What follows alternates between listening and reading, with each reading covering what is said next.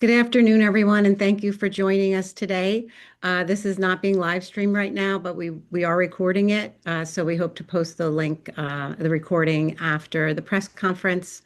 I'm Christine Hanlon, the chair of the New Jersey Republican Party, also the county clerk in Monmouth County, and I'm joined here today by Senator Declan O'Scanlan, Senator Michael Testa, Assemblywoman Vicky Flynn, and Assemblywoman Dawn Fantasia.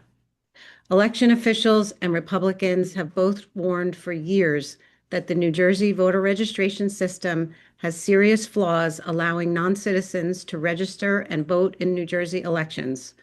Republicans were called conspiracy theorists, fearmongers, and similar names. By design, not by glitch, non-citizens for years have had access to New Jersey's voter rolls and have voted in New Jersey elections. New Jersey legislative Democrats and many others turned a blind eye to the problem. Even this past May, when the NJGOP Election Integrity Task Force uncovered specific and incontrovertible evidence from publicly available documents that non-citizens were on New Jersey voter rolls and some had voted in elections. And this was just a small sample size from non-citizens in some counties who self-reported. No investigations, and no action.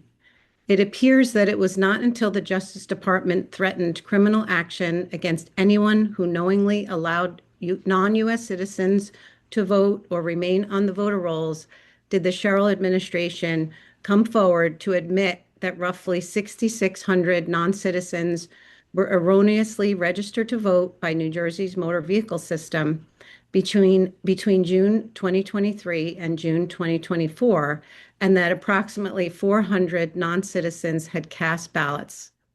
This verified claims by the NJGOP Election Integrity Task Force that New Jersey's flawed voter registration system allowed for ineligible individuals to register to vote.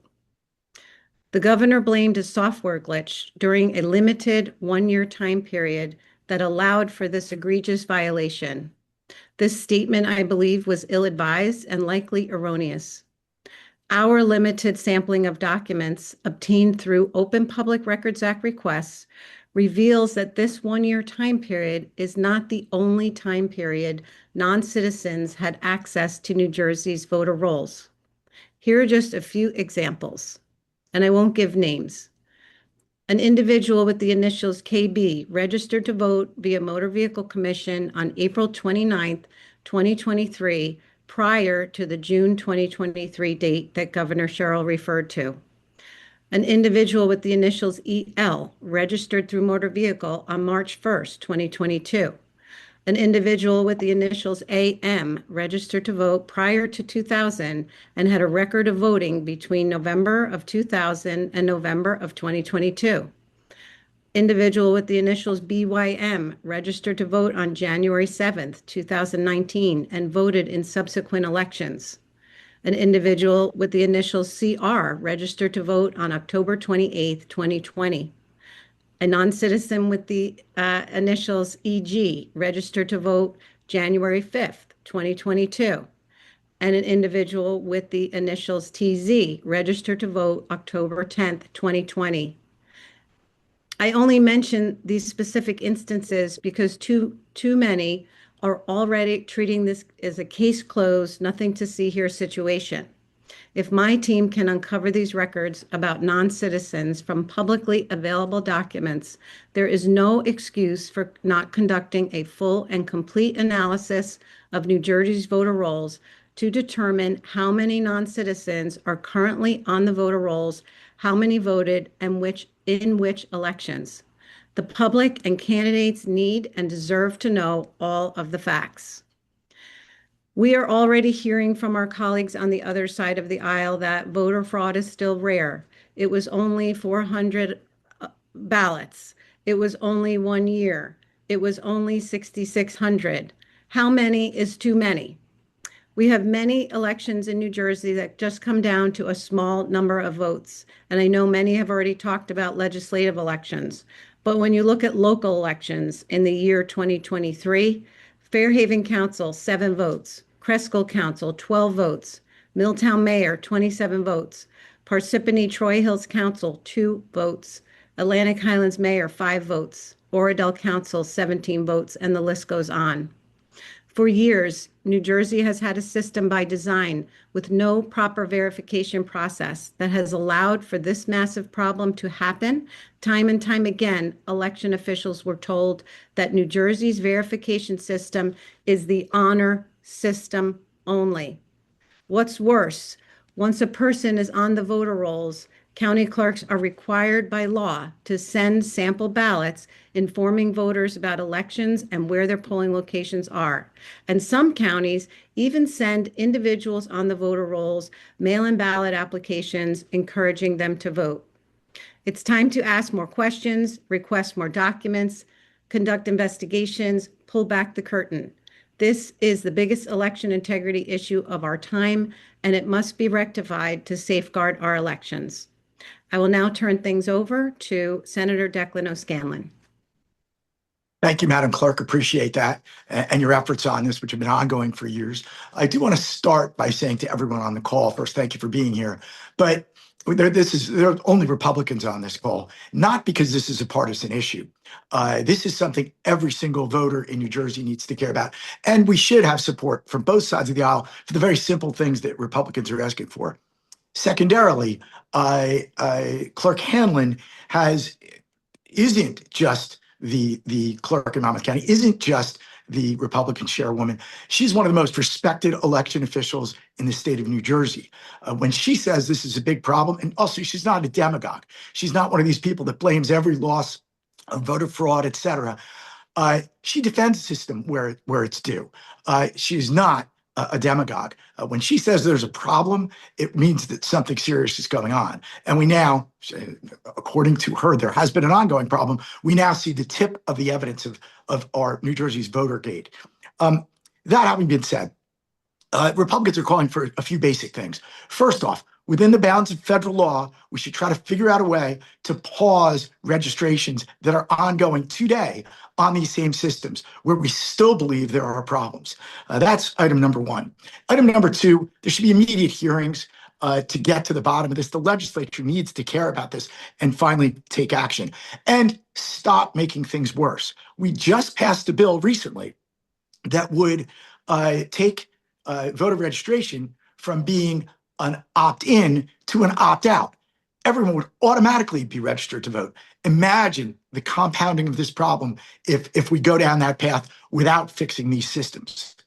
And lastly, we need to implement things that Republicans have been calling for years that would easily fix this. Several years ago, I met with the officials at MVC asking that the system be changed so that there isn't access to voter registration for the people that are ineligible.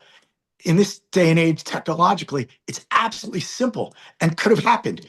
Someone made the conscious decision to ignore those calls. And very last thing, we need to create a committee, a commission, whatever we want to call it, of election officials, bipartisan throughout New Jersey, who have been sounding the alarm, again, both sides of the aisle, for years about these things. They know how to fix these things, and the fixes are not hard. We just need the will to do it. So those are a few things we're going to ask for. There will be more, but I appreciate you all joining us today. I am now going to turn things over to Senator Testa. Thank you so much, Senator O'Scanlan. I agree with everything you have said and everything that Clerk Hanlon has said thus far. First and foremost, the public deserves to have confidence in our elections. Election integrity is not a partisan issue. It's not a bipartisan issue. Frankly, it is a nonpartisan issue. People deserve to know that when they vote, their vote counts. They also deserve to know that people who are not eligible to vote can't vote. Right now we know that 6,600 individuals who are non-citizens are on our voter rolls. And we know for a fact that at least 400 non-citizens voted in our elections. That is unacceptable. And this isn't an issue that should be partisan at all. We've been sounding this alarm for my entire tenure in the legislature since December of 2019. And I have to give a shout out to other legislators like Senator Corrado, Senator Bucco, we've all teamed up together in having election integrity bill packages that have gone largely ignored. They need to be taken up, have a long, hard look, given a committee hearing. Additionally, we need to have committees that are formed that have subpoena power to find out what did people know, when did they know it, that there were ineligible people on our voter rolls that were actually voting. Now, I had the opportunity to speak with an individual from the vendor that the governor's office blamed for this software glitch. Quite frankly, this is not a software glitch at all. What happened is you had individuals who presented at the Motor Vehicle Commission to get a driver's license, and they self-identified as non-citizens, but also identified as wanting to be registered to vote. What should have happened at the Division of Elections at the state level, those individuals who were given a driver's license under a law that many of us opposed, I can tell you, were then registered to vote. They should have never been registered to vote due to self-identifying as non-citizens. So this was not a software glitch. This was a glitch at the Division of Elections. And we know at least 6,600 individuals now are on our voter rolls. I believe that this is a tip of the iceberg issue. I think we are going to uncover more. I don't know how much more. And as Clerk Hanlon so eloquently stated, some of our elections have been decided by pretty razor-thin margins. I also happen to be a county chair of the Cumberland County Regular Republican Organization. We had one election in 2024 that was decided by 49 votes in a countywide election. In 2025, we had another county commissioner election decided by under 150 votes. These aren't large margins. We haven't identified where these 400 individuals have been voting thus far, or if there are additional ineligible voters that have voted in elections. So we need to get to the bottom of this. We need to have a full audit, and we need to have hearings and committees that are formed that have subpoena power. And until that time, I don't believe that the public can have true confidence in the validity of our elections in the state of New Jersey. Thank you. Thank you, Senator. I will now turn it over to Assemblywoman Vicky Flynn.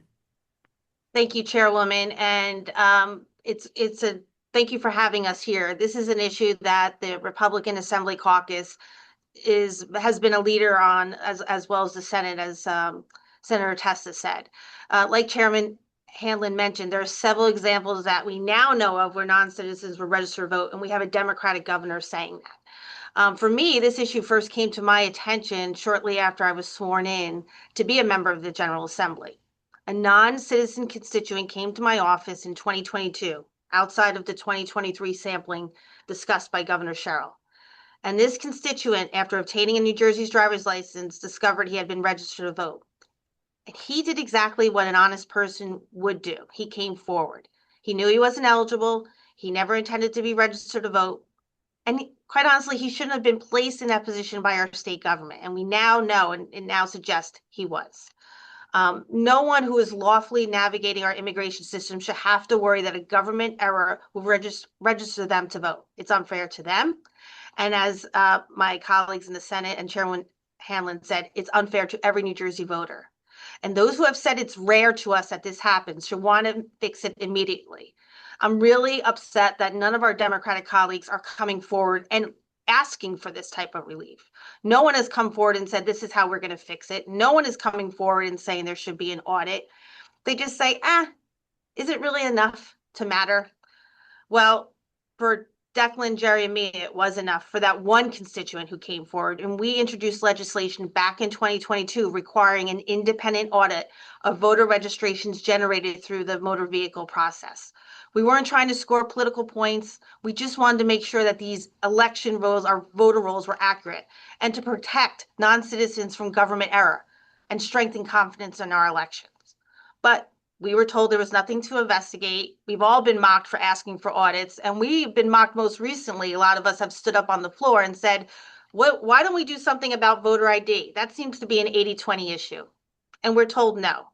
Well, now we know those concerns that we have are justified. And here's what's troubling, as Senator Testa said, and I watched his speech. He stood up when this bill was first raised, and he raised these issues that this could be an issue. And we need to tighten up the process before we allow non-citizens to obtain New Jersey driver's licenses. And we were told no. We were actually told, if you listen carefully, and I would encourage the governor to go back and listen to those committee hearings. We were told that the Secretary of State's office would verify voter eligibility. And we were told that there were safeguards in place that this would never happen, that the people that Chairwoman Hanlon talked about would never happen, or the 6,600 people who are registered to vote that Governor Sherrill said, that would never happen. Well, now we know it's happened.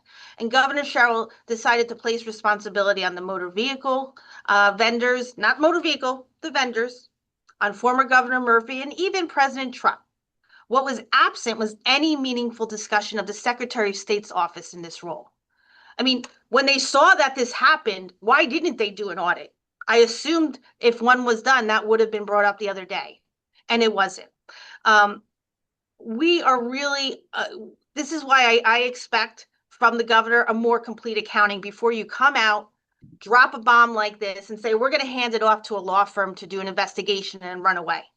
I'm actually really surprised that the speaker has indicated he's willing to wait for an internal executive branch review before the legislature performs its constitutional duty. That's unacceptable. There are questions that must be asked and answered in public, not behind closed doors. So the Assembly is calling for some transparency here. We should not be looking at this after an internal report is completed. We actually need bipartisan oversight hearings now. This is what it counts to, and I think the Senator said it, Votergate. We need a special legislative committee to investigate what amounts to Votergate. We need testimony to be under oath. We need subpoena power, and we need every tool available to uncover the truth. Because an internal report prepared by a law firm retained by the administration is not a substitute for independent legislative oversight. It's not our job as a legislature to ratify the executive branch's conclusions. It's the other way. Our job is to uncover the facts that the public has not yet been given. We deserve the complete truth, not a partial disclosure. The governor and the speaker should welcome those hearings. If the administration is confident in its actions and its announcement that she provided, she should have nothing to fear from an open public examination of the facts and from acting immediately to ensure the integrity of our elections. But yet, she didn't call for that yet. And that's what we're asking for her to call for. And I think that is what the voters and New Jersey residents, both citizens and non-citizens, deserve. And at this point in time, I'd like to turn it over to Assemblywoman Fantasia, who would talk about some of those issues that we need to be looking into. Thank you, Assemblywoman. Thank you, Chairwoman, for holding this, and to our senators as well. I took some notes here, and I'm going to give some very specific points and specific questions that still remain unanswered. So the governor's offered her public accounting of this debacle, but here's some questions. Who first discovered these registrations and when? When did officials in the Murphy administration learn about them? Who was notified? If the problem was identified and reportedly corrected in June 2024, when was the legislature and the public going to be informed? Certainly not 2 years later by the new governor, but that's exactly what happened. Now, Governor Sherrill alleges that only less than 400 actually voted, but that was for one calendar year. And you just heard the chairwoman and multiple times we have heard that this problem has spanned years and has been ignored and swept under the carpet. There's a huge discrepancy between the administration's figure of approximately 6,600 registrations tied to the MDC failure and the Department of Homeland Security's identification of over 35,000 potential non-citizen registrations requiring review. Do these numbers overlap? Are they different groups? What methodology produced each number? And we don't know that. We also don't know where the process actually failed. As Senator Testa shared, IDEMIA has publicly stated, and I quote, "At no point was a non-citizen ever marked as a citizen in the database." The governor's statement directly disputes that account, alleging that records containing a no response tied to the citizenship question should have never been transmitted to the Division of Elections. So if Ademi is correct, every applicant remains accurately recorded as answering no to the citizenship question, then where in the state process did we break down? It wasn't a failure in software. This was human error. Where did it happen? Governor also alleges that those who voted were registered as Democrats and Republicans and unaffiliated voters. How were those affiliations determined? Did the applicant select them, and the few people who claim that they didn't even know they were registered, who selected their party? Were they assigned by default? Did all 6,600 registrations or just the 400 who voted declare a party? You know, we're hearing half answers, we're hearing no answers to a fair amount of this. Next, why did the Assembly GOP send the letter? All 23 of us, as you are aware, many of you have written about it already, signed a letter to Speaker Coughlin regarding the Special Legislative Committee on Election Integrity. We don't want just hearings, as everyone has said on this call. We want subpoena power, sworn testimony, public hearings, and we need a final public report, not filtered through the lens of the governor, not filtered through either party, an independent bipartisan review. The executive branch, they can investigate themselves. The legislature has a constitutional obligation to do independent oversight. Now, as Assemblywoman Flynn mentioned, we've already introduced the solutions and they never make it to the floor. So we have a bill that audits MDC voter registrations, proof of citizenship, and ongoing legislative oversight of the automatic voter registration process. That is from the Monmouth County District, Assemblywoman Flynn and Senator O'Scanlan and Assemblyman Scharfenberger. We have Bill A197, which is my bill, actually even predates me, Assemblyman Parker Space, who is now a senator. I carried the torch with this, requires voter identification.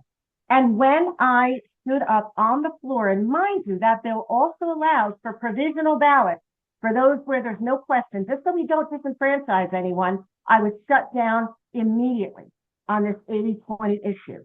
We have bills that prevent MDC from offering voter registration to applicants who aren't eligible to vote. Cross-check voter rolls against jury records. So it's another, a double and triple check to make sure that we are not allowing those who are non-citizens to vote. So these are not reactionary bills. We introduced preventative bills that long predated my joining the Assembly in 2024. We identified vulnerabilities, had solutions. The solutions are never given a hearing.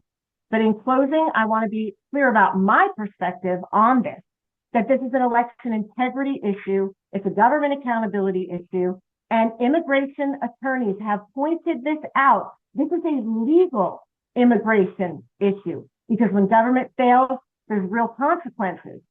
So we have lawful immigrants who simply walk into MDC to obtain or renew a driver's license, and they're stuck now. They're stuck because during questioning for their green card or naturalization interviews, they are stuck because they were unknowingly registered to vote, and now they're at risk.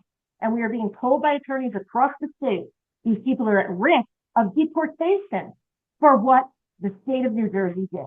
The majority should not be putting anybody in that position, and the majority created this entire problem. So now the government owes the public a full accounting, independent oversight, and lasting safeguards. I do not know who is advising Governor Sherrill, but they should probably switch their advice, or she should find a new advisor because it's brutal.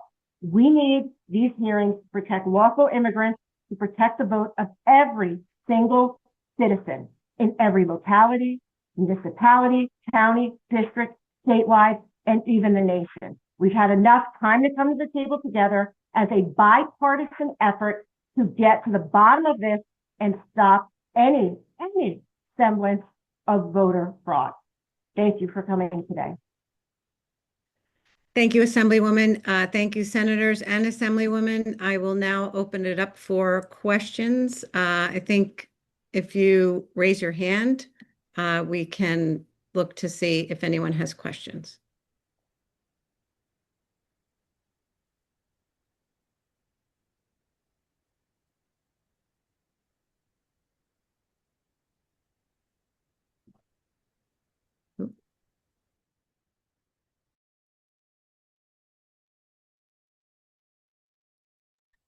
Mike Hayes. Hey, thanks for doing this. Ms. Hanlon, can you tell us how many total votes, illegal votes and illegal voter registrations your office found outside that June 23 to 24 window so far? And as a follow-up, have you spoken to your counterparts, other clerks in other counties about doing similar reviews? Thanks. Okay, so I just want to be clear that this was a Republican state party election integrity task force. This was not something that my office did. This was Oprah requests to counties from the New Jersey Republican Party, and that data was collected in that fashion. So I just want to be clear. Number one, clerks don't handle voter registration. So I want to make that clear. So county clerks across the state would not have this information. Although we've all commiserated about the fact that it's an honor system for years, really. So this data was collected separately by the Republican Party. So I just want to make that clear. And this was publicly available data from registrar of elections in the state, because the registrar of elections handle voter registration generally. So I don't have the full number of people because not every county answered the requests. So I have a small sampling of documents that show that there were non-citizen voter registrations outside the window that the governor is referring to, and people who voted.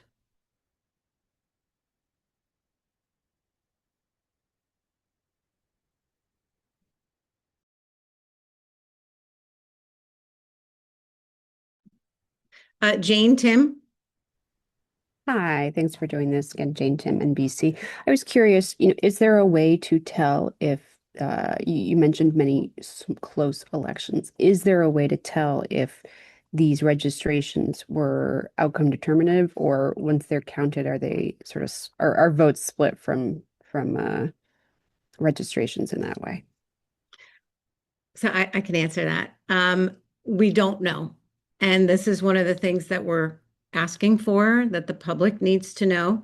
But we're asking that this is a complete analysis, not just that 1 year, because if you don't do a complete analysis, you will never know how many non-citizens voted in elections in New Jersey over the past couple of years.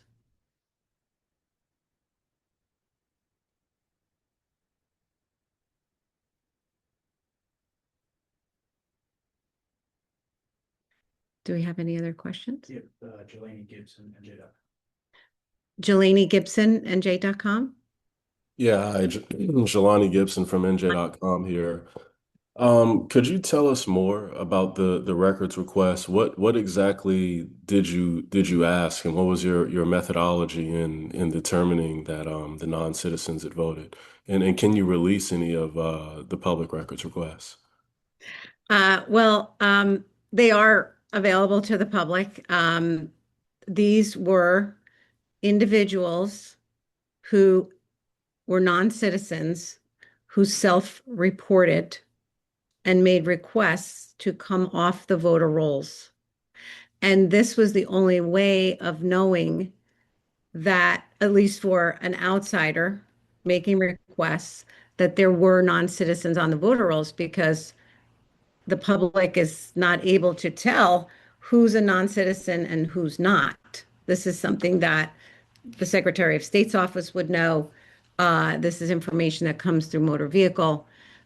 So what was publicly available, which is why it's only a small sample, was information about non-citizens who requested to be removed from the voter rolls, thereby creating records in these election offices, because these folks were I assume, I'm not 100% certain, but it goes back to what Assemblywoman Flynn and Assemblywoman Fantasia were talking about, how this puts legal non-citizens in jeopardy, because I assume these individuals may be going through the naturalization process and they were flagged as having been on the voter rolls or potentially voting. So now these individuals, assumedly, would go and request removal. And that is the evidence that non-citizens were on, because now they're requesting to come off. And their voter records are public records once you know who is a non-citizen. But we only know because they're making the request to come off. I Got hope it. that made And sense. what's the overall number that you all got from the Oprah? So we were able to find hundreds of records. But again, it was a small sample because not all of the counties produced the records. And not all the counties produced the records in the same fashion where you could tell what was what. But from the records that we were able to analyze, we were able to tell there were hundreds. But this is just what was available to us. And we said at the time that this was the tip of the iceberg, and this was back in May of this year. And Okay, and when you say hundreds, and sorry, does that mean less than 200, more than 100? I just want to get a No, no more than that. But again, this was just a small sample size, which led to other things happening after that. And I see Assemblywoman Flynn wanted to make a comment there. yeah, I get the press's need to focus on these small samplings, but the point of the matter is that there are various ways in which you could pull this out and see it's more widespread, okay, than we were led to believe. I'm quite shocked that the governor came out with the announcement she did. It's very clear to everyone who listens to it. You don't need to be a federal prosecutor. You don't need to be a lawyer. You don't need to be a member of the legislature to hear what she said and understand there's a lot more that needs to be uncovered. And Chairwoman Hanlon is giving you some of that information today. But what we all know is, and I shared a story of a constituent who too wanted to make sure that his immigration process was not hindered by this action taken, this mistake taken by the government. And let's also remember, we just sat through, many of us in the legislature sat through hearings about election laws and how they were going to create a whole new commission about it. And this issue was not even brought up. And it should have been. It should have been brought up in the context of all those bills that they just jammed through that are going to do nothing but to create integrity in these elections processes. And myself and others all raised the issue of voter ID in the context of that. And we were told flat out by every single Democrat, no, we don't need voter ID. Well, guess what? This is why this doesn't give anyone who's voting any belief that anyone cares to address fixes when mistakes are made. And that's what's very concerning. So I think that's why it's important not to. Chairwoman Hanlon has a sampling. Governor Sherrill gave what I think amounts to a sampling. There's a lot more that needs to be investigated, and that's why it should be brought back to the legislature to do immediately. Yeah. Thank you, Assemblywoman. Let's go to Sophie Munoz. Hi, Sophie Nieto-Munoz with the New Jersey Monitor. I'm going to ask about the Oprah request again. Which counties did respond and what time period were you guys looking at? And are you planning to refile that so that more counties, so that you can get that bigger sample size? And just a second question, if anyone has heard back from leadership on the letter sent yesterday in the Assembly, or just any general request for a legislative committee to be formed to investigate this? I'll answer on the Assembly. We haven't heard back about our letter. Speaker Coughlin came out right after Governor Sherrill spoke and said he wasn't going to do anything until after a report was prepared, which is why we generated that letter again and demanding that these hearings commence. I would say we have data from about half of the counties. I don't have the exact ones in front of me. And I may follow up with more requests. Um, but I think putting this additional information out there, I hope it spurs other investigations and the state to conduct a full comprehensive review of our voter rolls because I shouldn't have to do I shouldn't have to do it. I only started doing this because I spoke to another election official who gave me a story that I could not believe the story that the non-citizen was unable to get themselves out of registering to vote at the system. And we were always told that wouldn't happen. So I shouldn't have to conduct this investigation. I just got it started. Okay, Jane Tim, we have another question. Hi, I just wanted to make sure. Do you think these hundreds are from, would they have been caught up in this 6,600? I just want to make sure that I'm not misunderstanding this data. It sounds like you asked from before this time frame, but What I'm saying to you is that the 1 year window that the governor gave from June 2023 to June 2024 is not the only time period. I absolutely Give you an understand that. I just want to example make of sure. ones that were outside of the time period. But your hundreds number, could that also be included in the 6,600, or are we, because I know there's some that are not included, but was there any time frame about your request that I needs to be haven't gone clarified? through all that data. I Okay. just know, and I gave you some examples of sampling. We'd be here all day if I read the rest of them. That they were outside that window, and that indicates that that 1 year time period is not the only issue. I'm going to go to David Wildstein from the Globe. Thanks, Chair. Before I ask a couple questions, I want to just clarify something. The Oprah request that you're talking about, is that the same matter as the lawsuit the RNC has filed because some counties won't respond to this Oprah request, or is this a separate issue? But this is separate, David. This is a separate one. Okay. I want to ask about timelines in terms of where this investigation falls connected to pending elections. You know, for example, you have special school board elections on September 15th. So, but I think those are, I've found 4 towns, but it's always sort of hard to find out how many towns are doing this. But those VBMs are due to go out next month.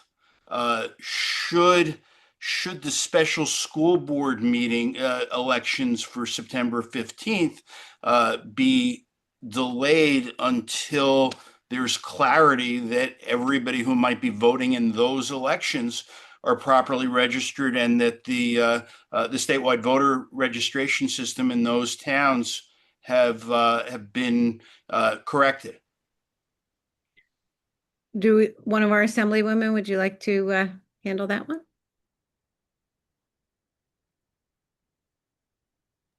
I mean, Dawn, do you want to handle it or I'll take it? David, I think that absolutely should be clarified. If there's a small enough sampling there of towns, they should be looked at, combed over, and made sure that they are entirely accurate, that only people who are citizens in this state and in this country are properly registered and able to vote in those elections. So you're saying that if the investigation isn't over and the fixes aren't completed by the time the VBMs for that election are due to go out, that the governor should suspend that particular election? Well, I'm suggesting the Secretary of State's office could probably take a look at that before that, but if that's the only option, sure. But that's why, David, we're calling for these hearings to start immediately. As you know, we're not in session right now. We will come back at some time in September. I think this is as important enough, as you said. There's a few elections coming up. We have an election in November. We have an open calendar in August. We should probably start looking at this quickly, at least to make sure that our elections going forward only include people who are citizens of this country, residents of New Jersey, voting in those elections. So what about, oh, go ahead, I'm sorry. David, I'm just going to pop in. I passed it to Assemblywoman Flynn because she has the grace and the temperament I felt to be able to answer that. My answer may be a bit more cynical. We don't have a snowball chance in hell of anything moving in Trenton. We have two speeds with the Democrat majority, that's slow and stop. So I am not at all hopeful that we will have any movement on any committees, any investigation, anything other than the governor's executive grants, research project, whatever that ends up being with her advisors. So I think we're in a real pickle. And I personally think that the validity of those elections, of every election that happens from this point, now that we know what we know, partially what we know, all the way through, we have no guarantee whatsoever that non-citizens are not voting in those elections. So take it to the next election, which is the November general, very important election, affects every town. VBMs are due to go out on September 19th. You have a federal statute on military ballots that you have to meet a deadline. What happens if this investigation isn't over by the 19th of September, which is not that far away as investigations go? And New Jersey does what it does best, and that means a lawsuit. Is there ever a lawsuit that we didn't fall in love with here in this state? And the results, if they are close, will result in a lawsuit, which means more spent taxpayer dollars, which means more disregard and malfeasance. So I'm sorry, I'm cynical, I'm bitter over this, but we need to see movement yesterday on this. And with each passing day that we get no response, that we get the can kicked down the road, the chances of exactly what you just forecasted, I mean, it's like Christmas, right? We know when Christmas is, we know when the VBM dates are. Our chairwoman knows firsthand really well when those dates are. And, we need movement here, not just, this is our first press conference, but we don't need another press conference from the majority. What we need movement. We need a committee to convene. Yeah, and David, that's why I'm suggesting if I was in her spot, I would have already had the Secretary of State talking to that issue at this press conference. And none of that happened. And that's what's shocking to me. You're talking about elections where one or two vote matters. And it could matter in that situation. So and I'm not confident that any report's going to be done by September 19th, if that's the date. I have absolutely no confidence. Look, I'm assuming this is going to take time to really look into. Once they look into one issue, I'm assuming they're going to find another issue. I've done reports like this. That's what should be happening. We don't know the full scope of the report. And that's why I said in my remarks, I'm really at a loss as to why the legislature is allowing that to happen and not doing their own hearing. Because this should be done in public where everyone can see it. We're talking about voter integrity. We're talking about issues related to voting. None of that needs to be done behind closed doors. It all should be out in the public. And that's what gets me up too. I don't understand. I'm really surprised by Speaker Coughlin coming out in front on this and saying we're going to wait to see what investigatory report's going to come out. Unless he knows it's going to be done in 10 days, I don't know why he would say that. I think we have a question. David, did you have any other questions? I see Tom Howells, and that might be the last one. David, did you have any? Yeah, I just had one last one. I've heard from some Republican legislators that they don't think the broad number of people who were registered to vote who didn't vote should be prosecuted. But the Republican national chairman told me the other day that he thinks anybody that group of about 400 who did cast ballots and they're non-citizens should be prosecuted. Do you agree with that? Where's the line? And do you agree that those people who were registered to vote as non-citizens and did cast their ballots, should they be prosecuted for doing that? I see Declan popped on. I'd like to address that if I can, Madam Clerk. Hi, David. Look, we can assume, so anybody that was automatically registered by the state of New Jersey And then they did the right thing. They said they weren't a citizen. They identified that way. New Jersey registered them anyway. Let's assume there's a number of them that aren't particularly sophisticated people, right? They then start to get sample ballots. The state of New Jersey is essentially inviting them and enticing them to commit a federal crime. Those people shouldn't be prosecuted. Other people may full well have known and said, wow, I get to vote, even though I know it's wrong. There needs to be, the Attorney General needs to be leading that investigation, and there should be an investigation. The governor shouldn't be making that decision for the Attorney General. The Attorney General has that ability, has that power. That's how, and it should be on a case-by-case basis. Yeah, The people Declan, that were I'll add sophisticated. also that, Said you know, these, sorry, I just want to chime in there too. And, you know, it shouldn't just be left up to the Attorney General. If these were federal elections that are involved, and that remains to be seen, you know, the Justice Department may have something to say about that too. But it just shows us we need a lot more information about what happened and when. And Madam Clerk, this is Senator Testa. I'm driving, unfortunately. And David, I'd like to answer your question. To me, if you voted in election, ignorance of the law is not a defense. Number one, you're here in this country illegally. Number two, you violated the law by voting in an election in which you were not eligible. You should be prosecuted. It's that simple. Ignorance of the law is not a defense. And again, we need to have integrity in our election process. We need to have the public confident in the results of our elections. And I can tell you right now, the vast majority of messages I am receiving via email and social media, it is showing me that the public no longer has confidence in the results of our elections.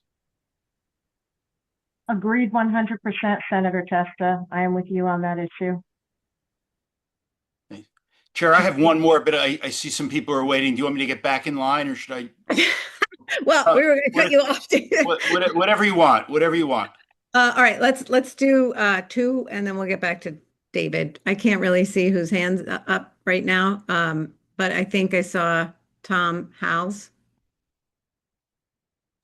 Well, I just have the question that David just asked. Those are a handful of cases that the Justice Department has brought against New Jersey residents for voting. And I was just going to ask if you thought they should continue with those cases, but it sounds like generally you would agree that they should prosecute those people. I think that's what you heard on this call, but I think you also heard that, you know, we're going to let the Justice Department and the Attorney General should be leading those investigations. And you really have to, in my opinion, as a former prosecutor, you have to look at the facts and see what you are able to prove in each case. But I don't agree that the governor should just be saying, oh, nobody's, without even doing the investigation, nobody's going to be prosecuted. I think we had Charles Stiles. Are you there?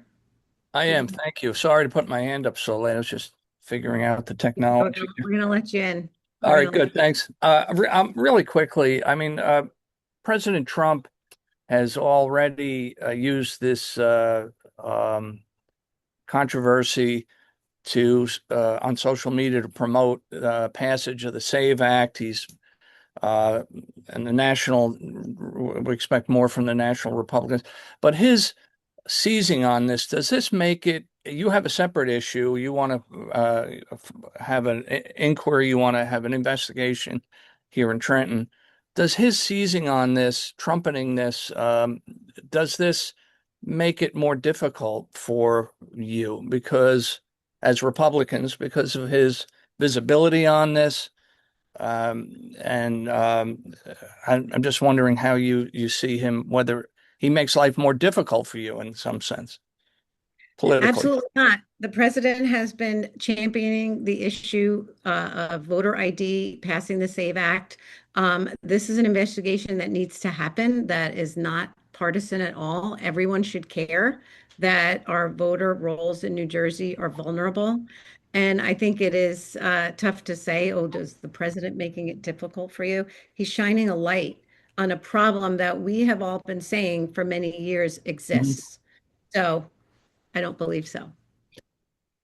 I have one other technical question. You mentioned the names of these, the initials of the people that you found in your own probe, or the Integrity Task Force probe. Was there any attempt to follow up and investigate those people to find out what happened, why they did this, why they needed to come off the rolls, and what process they used to actually register in the first place? How they got there? What my there's a lot of documents to review. Oops, I lost my computer, but I have my documents with me. My apologies. A ton of documents to review, and what the documents showed me was that these generally were people who were working with immigration to ensure that they were not on the voter rolls, because this system has created legal problems for non-citizens who are trying to go through the immigration process. You know, people who've waited for years and years and years and years, and now running into problems. So my review of, thousands of pages of documents revealed that this may have been the issue for some of these folks who were trying to get themselves off the rolls. But it revealed that there were so many on. These were only the people who asked to come off and admitted, I am a non-citizen. I can't tell you how many documents say, take me off. I'm a non-citizen, which shows you that they were on and they voted, and oftentimes. So I believe that that's what prompted their intent to come off the rolls. But again, just the tip of the iceberg, because it's a small sampling, and these are people who self-reported.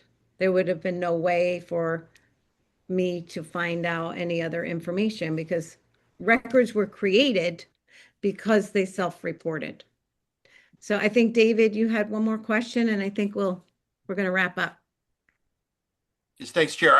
I wanted to ask the legislators whether they believe that the motor voter law should or shouldn't be immediately suspended until there are assurances that this is fixed, and maybe as some have suggested, a return to the old-fashioned way of going to the borough clerk's office and filling out the registration form there. Wait, David, before they answer, I do have records of non-citizens who did it that way. So the problem you have is that it's not just motor vehicle. The problem is the verification and the honor system rather than an actual process. You get a voter registration form and you put the last 4 digits of a social security number. What is the vetting process from that?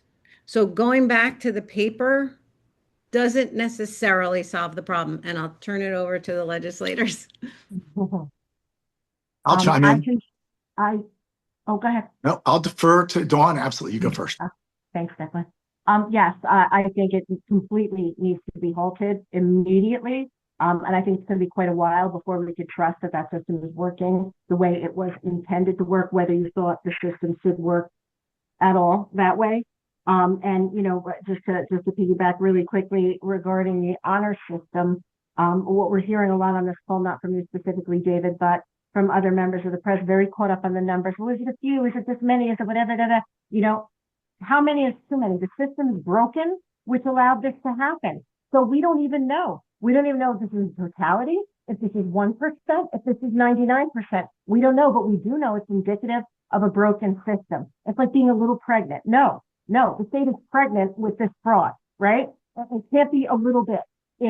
We're in for the full Monty, and we have to fix it. And yes, David, suspend motor voter. David, we have called within the bounds of the federal law, because there is federal law that regulates this, that until we can ensure that there is not an ongoing problem, we believe there very well might be because the same system is in place, and the honor system is absolutely a problem, that it should be suspended until that's, and it isn't just motor vehicle, it's anywhere that these systems are in place where, despite someone identifying themselves as a non-citizen, they're still given the opportunity to register to vote. It's a problem. Yeah, Go ahead. yeah, I would agree with, of course, Declan, Dawn, I'm sure Senator Testa does too. And I wanted to just bring up one thing, and I brought it up a while back about voter ID. You know, I found this interesting when I went to go register my daughter to take the SAT, my third daughter. I had other daughters who have done it. They ask you if you want to register to vote now through College Boards. And I find that could be fraught in light of what we're learning now about the motor vehicle. That could be fraught with problems as well. So I think we got a lot to do. And that's why I think the main point of, I think, us here is today is to make sure that we get the attention of the speaker, get the attention of the Senate president, and act as the legislative body we are and start looking into this, because I think we got a lot of work to do, more than even the bills that Dawn even already mentioned. We would, you know, I said when the governor came out about 2023 and this sampling, I said, well, funny enough, Declan, Jerry, and I have a bill from 2022 that would have required an audit and maybe avoided Governor Sherrill from having to even do that press conference. So let's get some controls in place, because there's it's gotten way too free and fraught. And I didn't even know until Chairwoman Hanlon just said it. It's also happening with the paper. That's scary. All right, everyone, thank you so much for joining us today.